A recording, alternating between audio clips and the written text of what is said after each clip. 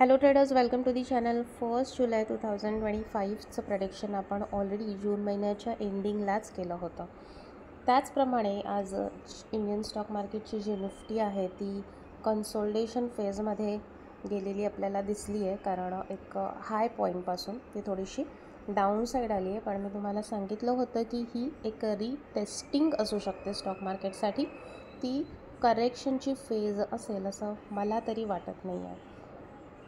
Bank Nifty जी आहे ती थोडीफार अपसाईडला गेली आणि त्यानंतर ती पुन्हा एका कन्सोलिडेशन फेजमध्ये जाताना आपल्याला दिसली. पण जर तुम्ही बँक निफ्टी चांगल्या पद्धतीने ऑब्झर्व केलं तर तुम्हाला डब्ल्यू पॅटर्न फॉर्म होताना दिसतो आहे 15 मिनिट्सच्या टाईम फ्रेमवरती, ज्याची नेकलाईन ब्रेक केल्यावरती as we predicted bank Nifty will start moving upside. आता इंडियन स्टॉक मार्केटच्या निफ्टी आणि बँक निफ्टीला आत्तापर्यंत आपण क्रूड ऑइल आणि गोल्ड या दोन इंटरनॅशनल कमोडिटीज बरोबर कम्पेअर करत होतो. आज आपण डाऊ जोन्स या इंडेक्स बरोबर, US इंडेक्स बरोबर इंडियन स्टॉक मार्केटला कोरिलेट करणार आहोत किंवा कम्पेअर करणार आहोत.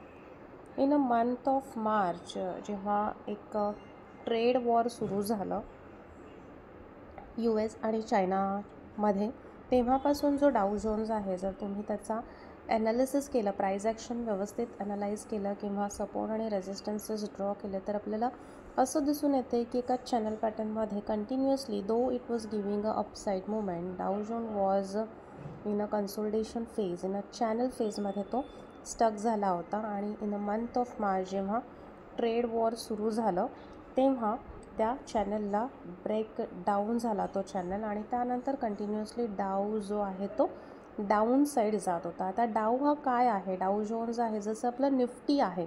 निफ्टी इज भारतातल्या किंवा स्टॉक मार्केटमध्ये 50 ज्या टॉप परफॉर्मिंग कंपनी आहेत त्याचा ग्रुप आहे. तसंच डाऊ जोन्स आहे तो अमेरिकेमधल्या टॉप 30 कंपनींचा वेटेज ॲव्हरेज आहे. आणि ते फक्त तेवढं नसून डाऊ जोन्सची जशी मुवमेंट होते, सपोज डाऊ जोन्स इज बुलिश, तर हा that is considered to be an average for global stock market. म्हणजे मोस्ट ऑफ दी कंट्रीजचं जे स्टॉक मार्केट आहे तेही बुलिश असण्याचं चान्सेस डाऊ जोन्सवरती डिपेंड असतं किंवा त्याच्यावरून बरेच ॲनालिस्ट असं प्रेडिक्शन देतात.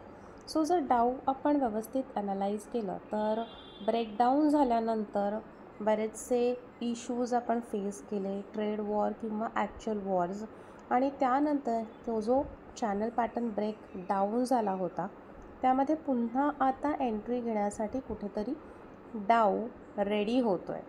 आणि एकदा या पॅटर्नमध्ये डाऊने एंट्री घेतली की मग त्याचबरोबर जर आपण या पॅटर्नला अजून व्यवस्थित झूम आऊट करून बघितलं तर हेड अँड शोल्डरचा पॅटर्नही इथे फॉर्म होतो आहे. ही जी नेकलाईन आहे ती त्या पॅटर्नचा जो सपोर्ट होता ती आपली हेड अँड शोल्डर पॅटर्नची नेकलाईन असेल. पुन्हा एकदा चॅनलमध्ये एंट्री घेतल्यानंतर after facing so many hurdles आणि ऑब्स्टॅकल्स, आय थिंक डाऊ ह्या वेळेला 48,000च्या लेवलपर्यंत जाण्याची पूर्णपणे शक्यता आहे. का? कारण की तो जो चॅनल पॅटर्न आपण इथे ड्रॉ केला आहे त्या पॅटर्नचाही तो हायेस्ट पीक पॉईंट म्हणून आपण कन्सिडर करू शकतो.